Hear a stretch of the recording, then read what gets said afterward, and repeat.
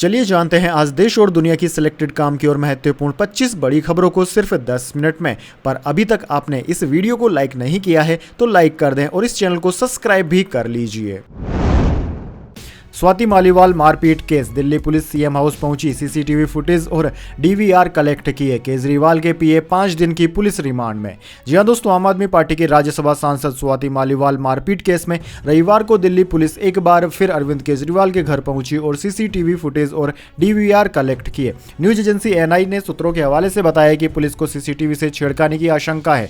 Crime sequence का proper footage police को नहीं मिला। एक्सपर्ट्स इसकी जांच करेंगे। 18 मई को दिल्ली की 30,000 कोर्ट ने मारपीट के आरोपी और सीएम अरविंद केजरीवाल के पर्सनल असिस्टेंट विभव कुमार को 5 दिन की पुलिस रिमांड पर भेज दिया है। वहीं दोस्तों, स्वाति मालीवाल की मेडिकल रिपोर्ट आने के बाद विभव को सीएम हाउस से ही 18 मई को शाम 4:30 बजे गिरफ्तार किया गया था। देर रात उन्हें 30,000 कोर्ट में पेश किया गया, जहां से उन्हें 7 दिन की कस्टडी में भेज दिया गया। चलिए दोस्तों, जान लेते हैं इसके बाद अगली खबर। पतंजलि सोन पापड़ी क्वालिटी टेस्ट में हुई फेल, कोर्ट ने 3 लोगों को सुनाई जेल की सजा। 2019 में एक दुकानदार से सैंपल कलेक्ट किए थे। जी हां दोस्तों, पतंजलि की सोन पापड़ी के क्वालिटी टेस्ट में फेल होने से जुड़े एक मामले में उत्तराखंड की अदालत ने कंपनी के असिस्टेंट जनरल मैनेजर समेत 3 लोगों को 6 महीने की जेल की सजा सुनाई। फूड सेफ्टी और स्टैंडर्ड एक्ट 2006 के सेक्शन 59 के तहत यह सजा सुनाई गई है। इन तीनों लोगों में Patanjali food and herbal park Laksar के assistant general manager Abhishek Kumar Kana ji, distributor private limited Ramnagar के असिस्टेंट मैनेजर अजय जोशी और दुकानदार लीलाधर पाठक शामिल है। पिथौरागढ़ के चीफ मजिस्ट्रेट संजय सिंह ने यह सजा सुनाई है। चलिए दोस्तों, जान लेते हैं इसके बाद अगली बड़ी खबर। राहुल गांधी और अखिलेश यादव की सभा में हुआ हंगामा, दोनों मंच छोड़कर गए। प्रयागराज में समर्थकों ने सुरक्षा घेरा तोड़ा, पुलिस से धक्का मुक्की, कई समर्थक घायल। जी हां दोस्तों, प्रयागराज के फूलपुर में रविवार को राहुल गांधी और अखिलेश यादव की संयुक्त रैली में हंगामा हो गया। राहुल गांधी अखिलेश के मंच पर पहुंचते ही समर्थक बेकाबू हो गए। उन्होंने सुरक्षा घेरा तोड़ दिया, मंच की तरफ बढ़ने लगे। पुलिस ने रोकने की कोशिश की तो धक्का मुक्की की। पुलिस ने लाठी चलाई तो भगदड़ जैसे हालात हो गए, कई समर्थक चोटिल हो गए हैं। वहीं दोस्तों, मंच पर बैठे अखिलेश ने समर्थकों से शांत रहने की अपील की, लेकिन किसी ने भी उनकी एक नहीं सुनी। करीब 15 मिनट तक भीड़ बेकाबू रही। अखिलेश के साथ राहुल ने भी हाथ उठाकर लोगों से शांत रहने की अपील की। चलिए दोस्तों, जान लेते हैं अगली खबर। राहुल गांधी बोल रहे माओवाद की भाषा, ममता कर रहे घुसपैठियों का समर्थन, बंगाल में बोले प्रधानमंत्री मोदी। जी हां दोस्तों, लोकसभा चुनाव के मद्देनजर प्रधानमंत्री मोदी ने रविवार को पश्चिम बंगाल और झारखंड में जनसभा को संबोधित किया। इस दौरान प्रधानमंत्री मोदी ने सीएम ममता बनर्जी और कांग्रेस नेता राहुल गांधी पर निशाना साधा। उन्होंने टीएमसी पर अपने वोट बैंक को खुश करने के लिए हिंदुओं की आस्था का अपमान करने का आरोप लगाया। साथ ही कहा कि घुसपैठिए पश्चिम बंगाल के लिए खतरनाक है, क्योंकि वे प्रदेश की जनता को परेशान कर रहे हैं। मेदिनीपुर में जनसभा को संबोधित करते हुए प्रधानमंत्री मोदी ने कहा कि बंगाल में टीएमसी आतंकवाद, भ्रष्टाचार, तुष्टीकरण और भाई भतीजावाद का पर्याय बन चुकी है। पीएम ने कहा कि अपने वोट बैंक को खुश करने के लिए टीएमसी आस्थावान हिंदुओं का अपमान कर रही है। चलिए दोस्तों, जान लेते हैं अगली खबर। केजरीवाल बोले प्रधानमंत्री ने ऑपरेशन झाड़ू लॉन्च किया, आम आदमी पार्टी नेताओं को गिरफ्तार करेंगे, अकाउंट फ्रीज करेंगे, पार्टी दफ्तर बंद कराएंगे। जी हां दोस्तों, दिल्ली के मुख्यमंत्री अरविंद केजरीवाल ने रविवार को आम आदमी पार्टी सांसदों, विधायकों और नेताओं के साथ भाजपा हेडक्वार्टर पर प्रदर्शन के लिए मार्च किया। वे दोपहर 12 बजे आम आदमी पार्टी के ऑफिस पहुंचे और आधे घंटे बाद पार्टी नेताओं के साथ 800 मीटर दूर भाजपा हेडक्वार्टर की ओर कूच कर गए। हालांकि प्रदर्शन किसी बड़े नेता की गिरफ्तारी के बिना करीब 1:30 बजे खत्म हो गया। पुलिस ने कुछ आम आदमी पार्टी समर्थकों को हिरासत में लिया, जिन्हें कुछ देर बाद छोड़ दिया गया। वहीं दोस्तों, पुलिस ने प्रदर्शन को देखते हुए सुरक्षा के पुख्ता इंतजाम किए थे। भाजपा ऑफिस के बाहर धारा 144 लगा दी गई थी, साथ ही आने जाने वाले रास्तों पर बैरिकेडिंग कर दी गई थी। वहीं दोस्तों, आपकी जानकारी के लिए बता दें, अरविंद केजरीवाल ने 18 मई को स्वाति मालीवाल से मारपीट के आरोपी पीए विभव कुमार की गिरफ्तारी के बाद वीडियो जारी कर भाजपा हेडक्वार्टर पर प्रदर्शन की घोषणा की थी। उन्होंने आज कहा कि भाजपा ने हमें खत्म करने के लिए 3 प्लान बनाए हैं। पहला, चुनाव बाद पार्टी के अकाउंट फ्रीज किए जाएंगे। दूसरा, पार्टी के बड़े नेताओं को गिरफ्तार किया जाएगा। तीसरा, पार्टी दफ्तर खाली कराया जाएगा। चलिए दोस्तों, जान लेते हैं इसके बाद अगली बड़ी खबर। 3 नए क्रिमिनल कानूनों पर सुप्रीम कोर्ट में कल सुनवाई। याचिका में कहा बिल बिना बहस के पास हुए, तब ज्यादातर विपक्षी सांसद सस्पेंड थे। जी हां दोस्तों, सुप्रीम कोर्ट में आज 3 नए आपराधिक कानूनों को लेकर सुनवाई होगी। सुप्रीम कोर्ट की वैकेशन बेंच में जस्टिस बेला एम त्रिवेदी और जस्टिस पंकज मित्तल मामले की सुनवाई कर सकते हैं। सरकार बता चुकी है कि इन भारतीय दंड संहिता यानी कि आईपीसी में सुधारों के बाद ये तीनों कानून बने हैं। तीनों कानूनों को लेकर याचिका एडवोकेट विशाल तिवारी ने दायर की है। इसमें कहा गया है कि ये तीनों बिल संसद में बिना बहस के पास कर दिए गए। साथ ही उस समय ज्यादातर विपक्षी सांसद सस्पेंड थे। लोकसभा ने 21 दिसंबर 2023 को 3 बिलों भारतीय न्याय संहिता, भारतीय नागरिक सुरक्षा संहिता और भारतीय साक्ष्य संहिता बिल पास किए थे। 25 दिसंबर को राष्ट्रपति द्रौपदी मुर्मू ने इन बिलों पर दस्तखत कर दिए थे। चलिए दोस्तों जान लेते हैं इसके बाद अगली खबर। मुझ पर कम्युनल का लेबल लगे तो लगे, ढोंगी सेकुलरिज्म वालों के पापों को मैं खोलकर रहूंगा, प्रधानमंत्री मोदी ने कहा।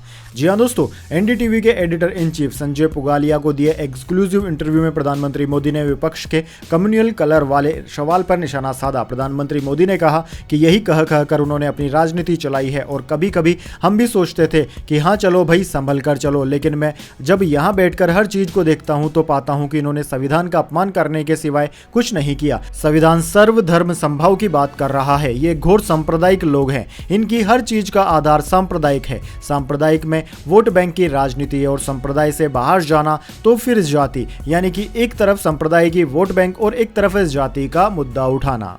चलिए दोस्तों जान लेते हैं इसके बाद अगली बड़ी खबर। ईरानी राष्ट्रपति इब्राहिम रईसी का हेलीकॉप्टर हुआ दुर्घटनाग्रस्त, राष्ट्रपति वित्त मंत्री हुए लापता, बारिश और कोहरे के कारण रेस्क्यू ऑपरेशन में दिक्कत। जी हां दोस्तों, ईरान के राष्ट्रपति इब्राहिम रईसी को ले जा रहा हेलीकॉप्टर रविवार को दुर्घटनाग्रस्त हो गया। उनके साथ उनके विदेश मंत्री भी सवार थे। ईरान के स्टेट मीडिया IRNA के मुताबिक हेलीकॉप्टर अभी भी लापता है। घटना ईरान के वर्जगन्य शहर में हुई जो अजरबैजान की सीमा के करीब है। वहीं दोस्तों ईरान के गृह मंत्री ने बताया कि राष्ट्रपति इब्राहिम रईसी से अब तक कोई संपर्क नहीं हो सका है। उधर खराब मौसम की वजह से रेस्क्यू टीम घटनास्थल पर नहीं पहुंच पा रही है। IRNA की रिपोर्ट के मुताबिक ईरान में कोहरे और ठंड की वजह से हेलीकॉप्टर के जरिए रेस्क्यू ऑपरेशन को अंजाम देना लगभग असंभव है। चलिए दोस्तों जान लेते हैं अगली खबर। अधीर को खड़गे की चेतावनी से बंगाल के कार्यकर्ता हुए नाराज, कांग्रेस अध्यक्ष की तस्वीरों पर पोती स्याही। जी हां दोस्तों, कांग्रेस अध्यक्ष मल्लिकार्जुन खड़गे और बंगाल कांग्रेस प्रमुख अधीर रंजन चौधरी के बीच TMC के साथ पार्टी के संबंधों को लेकर विवाद के बीच कोलकाता में प्रदेश कांग्रेस भवन में मल्लिकार्जुन खड़गे की तस्वीरों पर काली स्याही पोत दी गई। कोलकाता में विधान भवन के सामने कांग्रेस के कई होर्डिंग्स लगे हुए थे। इन होर्डिंग्स पर खड़गे समेत कांग्रेस के कई दिग्गज नेताओं की तस्वीरें लगी हुई है। रविवार को होर्डिंग्स पर खड़गे की तस्वीरों पर स्याही पोत दी गई। होर्डिंग्स पर सोनिया गांधी और राहुल गांधी की भी तस्वीरें हैं, लेकिन उन तस्वीरों पर स्याही का निशान तक नहीं है। जैसे ही ये मामला कांग्रेस कार्यकर्ताओं के संज्ञान में आया, उन्होंने तुरंत स्याही लगे होर्डिंग्स और बैनर हटा दिए। चलिए दोस्तों जान लेते हैं इसके बाद अगली खबर। 8 राज्यों की 49 सीटों पर वोटिंग, राजनाथ स्मृति समेत 9 केंद्रीय मंत्री, एक पूर्व मुख्यमंत्री मैदान में, राहुल रायबरेली से भी लड़ रहे। जी हां दोस्तों, 2024 लोकसभा चुनाव के 5वें चरण में सोमवार को 6 राज्यों और 2 केंद्र शासित प्रदेशों की 49 सीटों पर वोटिंग होगी। 2019 में इन सीटों पर सबसे ज्यादा भाजपा ने 32, शिवसेना ने 7, TMC ने 4 सीटें जीती थी। कांग्रेस केवल यूपी की रायबरेली सीट जीत पाई थी, अन्य को 5 सीटें मिली थी। वहीं दोस्तों इस फेज में राजनाथ सिंह, स्मृति ईरानी, पीयूष गोयल समेत 9 केंद्रीय मंत्री मैदान में हैं। रायबरेली से वायनाड सांसद राहुल गांधी भी चुनाव लड़ रहे हैं।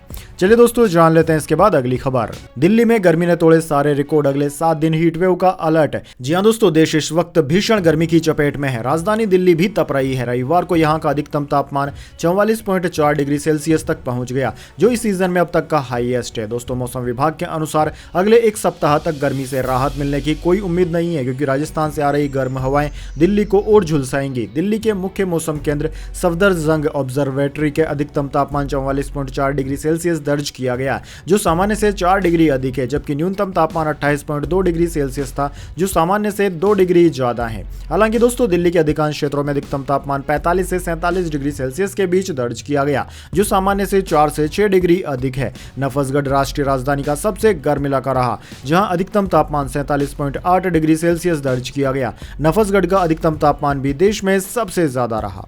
चलिए दोस्तों जान लेते हैं इसके बाद अगली बड़ी खबर। रोहित शर्मा IPL ब्रॉडकास्टर्स से हुए नाराज, कहा व्यूज के लिए पर्सनल बातें लीक करना गलत। नायर कुलकर्णी से बातचीत टेलीकास्ट की थी। जी हां दोस्तों, भारतीय कप्तान रोहित शर्मा ने प्राइवेट वीडियो टीवी पर प्रसारित होने को लेकर IPL ब्रॉडकास्टर्स को आड़े हाथों लिया। उन्होंने रविवार को सोशल मीडिया पर एक पोस्ट के जरिए अपनी नाराजगी जाहिर की। रोहित शर्मा ने कहा कि व्यूज के लिए खिलाड़ियों की निजी बातें टेलीकास्ट करना गलत है। कुछ दिनों पहले रोहित शर्मा की बातचीत के 2 वीडियो टीवी पर टेलीकास्ट हुए थे, जिस पर रोहित शर्मा नाराज हो गए।